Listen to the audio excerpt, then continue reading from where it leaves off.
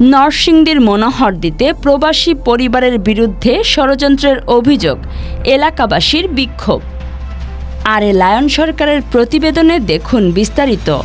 নরসিংদীর মনোহরদী উপজেলার চর মান্দালিয়া গ্রামে প্রবাসী হৃদয়ের পরিবারের বিরুদ্ধে ষড়যন্ত্রমূলক মামলার অভিযোগে এলাকাবাসী তীব্র বিক্ষোভ করেছে।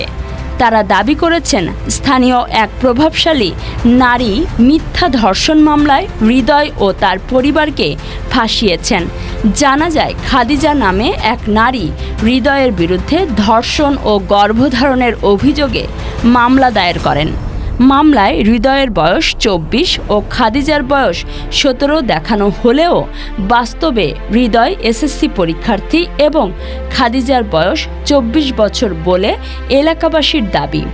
10 মাস পেরিয়ে গেলেও সন্তানের কোনো অস্তিত্ব না থাকায় মামলাটিকে ষড়যন্ত্র বলে মনে করছেন তারা। এলাকাবাসীর অভিযোগ, খাদিজার একাধিক বিয়ে ও অতীতের বিতর্কিত কর্মকাণ্ড মামলাটির বিশ্বাসযোগ্যতা প্রশ্নবিদ্ধ করেছে। মামলার কারণে হৃদয়ের বাবা মা কারাগারে এবং হৃদয় পলাতক থাকায় এসএসসি পরীক্ষায় অংশ নিতে পারেনি। হৃদয়ের বাবা আবুল কাশেম জানান, মামলাটি ম্যানেজ করার আশ্বাসে এসআই শাহিন প্রথমে 1,20,000 টাকা নেন, পরে আরও 6 লাখ টাকা দাবি করেন। তবে অভিযুক্ত এসআই শাহিন এ অভিযোগ অস্বীকার করে বলেন, যদি লেনদেন হয়ে থাকে তা স্থানীয় কারো মাধ্যমে, আমি জড়িত নই। মনোহরদী থানার ওসি আব্দুল জব্বার বলেন, ডিএনএ টেস্ট ছাড়া দোষ প্রমাণ সম্ভব নয়। টাকার বিষয়টি তদন্তাধীন। খাদিজার পরিবার দাবি করেছে, তাদের মেয়ের জবানবন্দির ভিত্তিতেই মামলাটি হয়েছে। আপোষে মীমাংসা না হওয়ায় তারা আইনের আশ্রয় নিয়েছেন। এলাকাবাসী ঘটনার সুষ্ঠু তদন্ত ও প্রকৃত দোষীদের শাস্তির দাবি জানিয়েছে এবং প্রবাসী পরিবারের পাশে দাঁড়ানোর আহ্বান জানিয়েছে। এখন আমরা কত দিল এই যে হয়রানি, তাদের টাকা পয়সা দৌড়াদৌড়ি অনেক কষ্ট হয়েছে। এটা আমরা বিশ্বাস চাই, যদি সে অ্যাকচুয়ালি করে আমরা বলছি যে আমরা মানে নেব, কিন্তু অ্যাকচুয়ালি তো না করে কেন হয়রানি করলো এটা আমরা বিশ্বাস চাই। ঘটনাটা উল্লেখ করা হয়েছে, একটা সন্তান হইতে তো মাঝে 9 মাসে, ও 10 মাসে, ও এবার 10 দিনও লাগে, তো 12 মাসে কোনো সন্তান, 12 মাসে সন্তান না। আর এই ঘটনা সম্বন্ধে মনে করেন যে সবকিছু ষড়যন্ত্র হিসাবে এই ঘটনাটা উল্লেখ করা হয়েছে, কিন্তু আমরা কাগজে হাতে মানে কোনো কিছু মিল পাচ্ছি, এই ছেলের কোনো মিল পাচ্ছি না। কিন্তু এখন এরা কেমনে কেস করছে কইরা অনেক কুতি ছেলেরে হয়রানি করতেছে, কিন্তু আমরা অপেক্ষা ছিলাম বাচ্চা হইলে এটা প্রমাণ ডিএনএ টেস্টের মাধ্যমে, এরপরে আমরা একটা ব্যবস্থা নিতাম চাইতেছি। এই মামলার তারিখের থেকে একটু যার পয়সা আছে এর পিছে মানুষ শত্রুতায় বেশি, কারণ এই সেরা বিদেশ যাইছে, সেরা কোন দিছে লোকের দেখা করছে না আমরা জানি না, কিন্তু আমরা ছেলে আছে তখন একটা মামলা, আমরা কিছু লোক আছি পয়সার বিষয়ে বুঝি, এরা বেল লাগাই দিলে কিছু পয়সা পাই, হেরে বেল লাগাই দিয়ে কিছু পয়সা উদ্ধার করতে না, এই দিলে আমরা চরিত্র, যে কারণে এই বেটটা লাগছে। আচ্ছা, আপনি তো ইউনিয়ন প্রতিনিধি, আপনার কাছে আপনার বয়স তো অনেক হয়েছে, ছেলে মেয়ে দাদা মাতা হয়েছেন মনে হয়, ছেলে মেয়ের বাবা হয়ে দাদাও মনে হয়েছেন, তো আসলে এই 13/6/2024 যে ঘটনা, এটা মাসে এআই করছে, তো এই যে এত তারিখে যে এই দর্শন বা একটা মামলা হয়েছে, আপনাদের গ্রামে কোনো সময় 12 মাসে সন্তান হইতে শুনছেন? আমরা শুনছি 9 মাস 10 মাস এমন হয় বাচ্চা হওয়া, 10 মাস 10 দিন, আর এমন যে 12 মাস হয় এটা শুনছি। তো মামলাতে তো আপনাদের গ্রামে এরা কই পারবো কয় মাসে হয়, আমরা কই পারতাম, এরা কই পারবো কয় মাসে বাচ্চা, তো এই তো ষড়যন্ত্র। প্রায় 2 মাস হবার যে বিষয়টা আমরা তো মনে করি বর্তমানে তো মনে করেন 9 মাস বা 10 মাসে বাচ্চা হয়, ঠিক আছে।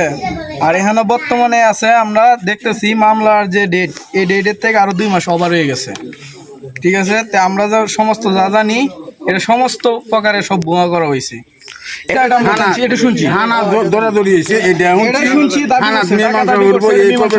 আমরা এলাকায় তো লোক গেছে মীমাংসা করে না, সত্য না, সত্য